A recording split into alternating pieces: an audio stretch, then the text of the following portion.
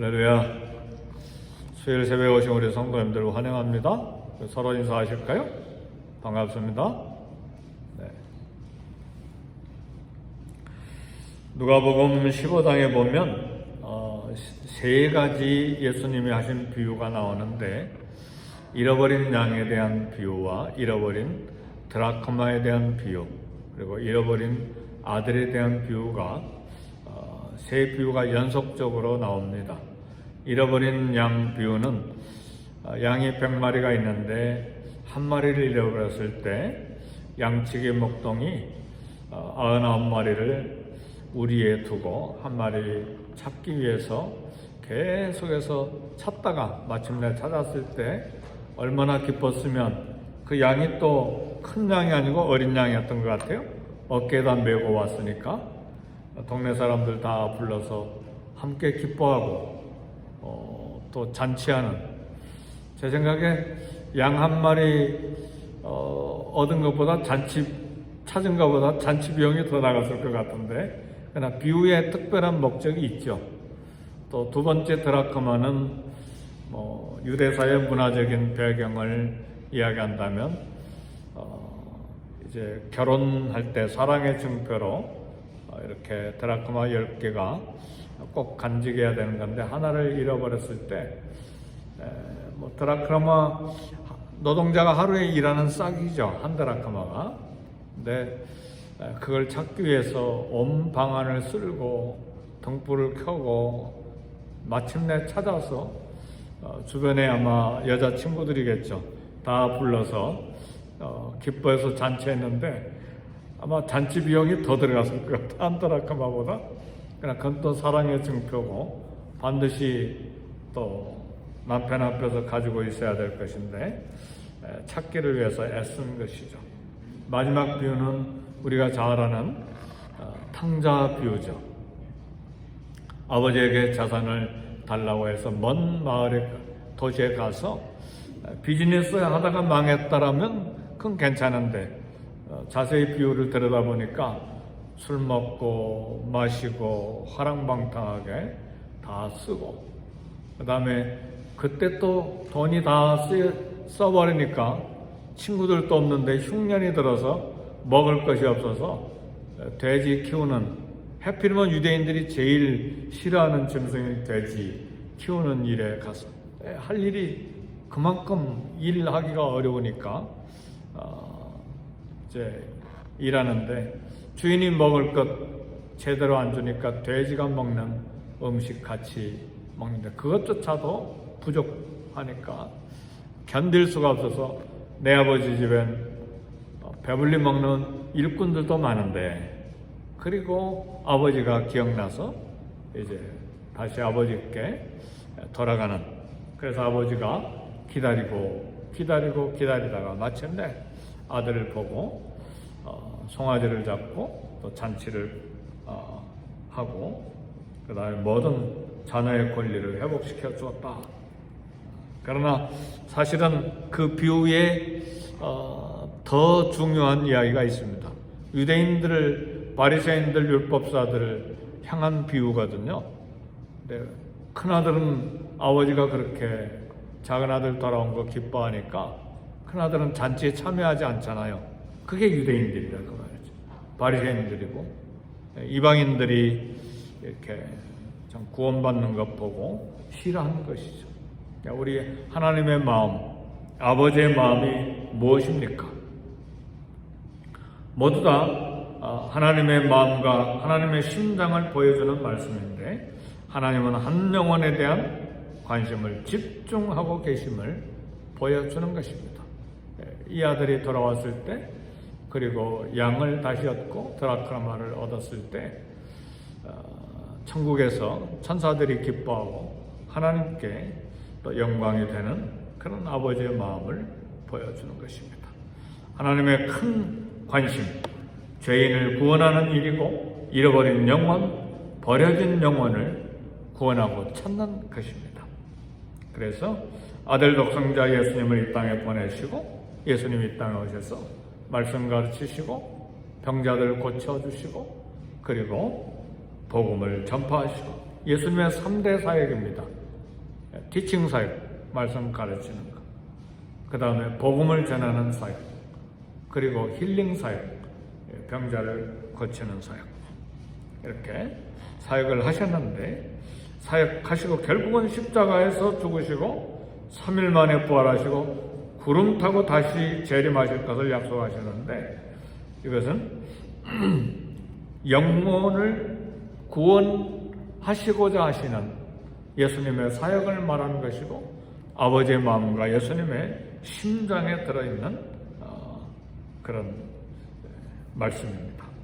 그래서 요한복음 21장에는 베드로에게 우리 주님이, 부활하신 주님이 이제 실패하고 갈릴리 바다에서 고기를 다시 잡는 옛날 직업으로 되돌아간 베드로에게 내 양을 치라, 내 양을 먹이라, 내 어린 양을 먹이라 3번씩이나 부탁하심으로써 영혼을 건지고 또 이 사역을 감당할 것을 부탁하시는 말씀이 나옵니다. 그래서 오늘 본문에는 제자들을 부르십니다. 왜 제자들을 부르셨는가? 이 사역, 영혼 구원 사역을 위해서 예수님 제자들을 부르신 것입니다. 오늘 저와 여러분들도 하나님이 부르신 예수님의 제자들인 걸 믿으시기를 제 이름으로 축복합니다.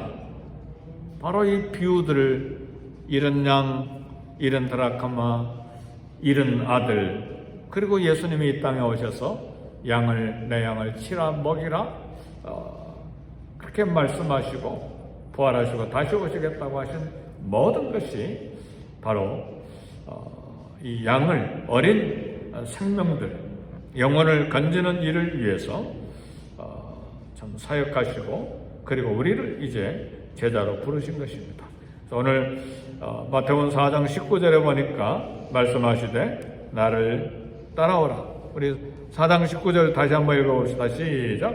말씀하시되 나를 따라오라. 내가 너희를 사람을 낚는 어부가 되게 하리라 하시니. 그래서 사람을 낚는 어부, 낚시를 던지면 사람이 바다에서 끌려온다는 이야기가 아니고 영혼을 건지는 그런 사람, 제자가 되게 하겠다, 그렇게 말씀하신 겁니다.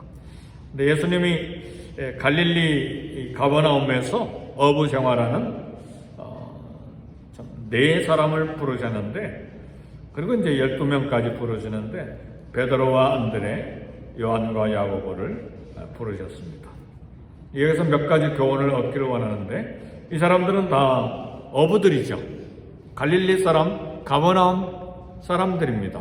근데 예수님도 갈릴리 사람이죠. 갈릴리에 있는 나사렛에서 사셨으니까 동네는 다르지만 다 같은 고향 사람들입니다. 어부였는데 주님이 부르실 때 바다에서 그물을 던지고 있었고, 또 다른 형제들은 아버지와 함께 그물을 수선하고 있었어요. 충실한 사람들이에요. 어부로서 직업에 충실한 사람들이었어요. 하나님께 충성하는 사람들은 부지런한 사람들입니다. 자기 직장에도 충성되지 못하면 하나님 일도 충성되지 못합니다. 그건 확실히 그래요. 그래서 교회에 일하는 사람들을 보면 생활에도 부지런한 사람들이고 생활에도 성실한 사람들이 하나님의 일을 하게 돼 있어요. 그래서 일을 많이 맡게 되죠. 근데 자기 개인 생활에도 불충실하면 하나님의 일도 불충실하게 되는 것이죠. 그래서 주님은 말씀하셨어요. 작은 일에 충성된 자가 큰 일에도 충성되다. 작은 일에 불의하면 큰 일에도 불의한 사람이 되는 것이죠. 그런데 오늘 본문에서 우리가 한 가지 생각해 봐야 될 것은, 예수님께서 형제들을 부르셨다는 사실이에요. 베드로와 안드레가 형제고 야고보와 요한이 형제인데 형제를 부르신 이유가 무엇일까? 우리 주님이 지금 그물을 던지는 것도 보시고 그물을 깁는 형제들도 보셨는데, 가만히 보니까 화목하게 일하는 것을 보신 거예요. 형제가 화목하면 다른 사람들과도 협동 잘합니다. 화목과 협동하는 제자들의 미래를 보신 것입니다. 그래서 형제들을 둘씩이나 부르신 거예요. 사랑하는 성도 여러분, 가정에서 화목합니까? 형제들과 화목합니까? 친척들과 화목합니까? 그런 사람이 제자의 자격이 있어요. 가정에서도 불화하고 친척 간에도 불화하면 교회 안에서도 불화하게 돼 있어요. 이건 삶이 그러니까 그렇게 될 수밖에 없는 거예요. 그래서 하나님의 제자로, 예수님의 제자로 쓰임받을 사람들은 화목과 협동을 잘하는 사람. 가정이나 친척들이나 직장이나 이 화목이 얼마나 중요합니까? 그거 잘못하면 직장도 깨지고 가정도 깨지고 인척 간에도 관계도 깨지잖아요. 그걸 늘 그런 삶을 살아왔기 때문에 교회에서도 마음에 안 맞으면 깨지는 거예요. 마음에 안 맞으면 얼굴 돌리고 어쩔 수가 없어요. 우리 주님이 제자들 부르실 때에 화목한 협동 잘하는 제자들을 보시고 형제들을 부르신 것입니다. 사명은 무엇인가? 사람 낚는 어부예요. 사명에 관한 말씀입니다. 어떤 직업을 가졌든지 궁극적으로 중요한 것은 사람을 낚는 어부가 되는 거예요. 빵을 만드는 직업입니까? 영적인 양식을 위해서 충성하는 농부가 되기를 애쓰는 것이고, 군인이라면 그리스도의 군사로서 충성되게 영적 싸움을 하는 그런 제자가 돼야 되고, 은행 직원이면 하나님 나라 청지기로서 물질 관계를 하나님 앞에 잘 해드리는 것이죠. 가정주부이면 또 엄마이면 자녀 키우면서 그 자녀들을 사람 낚는 어부가 되는 그런 자녀로 키우는 것이고, 건축업을 합니까? 집을 세우는 거잖아요. 그러니까 하나님의 교회를 잘 세우겠다고 하는 영적인 집이죠. 건물뿐만 아니라 영적인 집을 무너지지 않게 어찌하든지 어디 틈이 생겼는가, 어디 고장이 났는가 봐야 되잖아요. 전기불이 안 들어오는가, 또 어디 비가 안 새는가 잘 하는 거예요. 근데 건물뿐만 아니라 우리 교회의 영적인 부분에 누가 넘어져 있지 않는가, 어디 고장나 있지 않는가, 영적인 부분 건물을 잘 세워야 되기 때문에 교회는 하나님의 집이니까, 하나님의 집이라고 하니까 이 건물을 생각하시는데, 아니, 우리 성도들을 두고 하는 말이죠. 어디에 좀 고쳐야 될 것이 무엇인가, 또 떼어야 될 것이 무엇인가. 그렇게 해서 우리 주님이 부르시는데 반응이 무엇인가? 나를 따라오라. 내가 너희를 사람을 낚는 어부가 되게 하리라. 베드로와 안드레, 야고보와 요한이 보니까 그들이 곧 그물을 버려두고 예수를 따르니라. 그랬어요. 야고보와 요한도 그들이 곧 배와, 하나 더 첨가됐어요. 22절에 보니까 그들이 곧 배와 아버지를 버려두고 예수를 따르니라. 이 말씀은 직장 다 버리고 그냥 제자의 삶을 24시간 선교사 목사가 되라, 그런 제자들도 있지만, 오늘 우리에게 적용되는 말씀은 주님을 섬기는 일에 우선순위를 선택해야 된다 그 말이에요.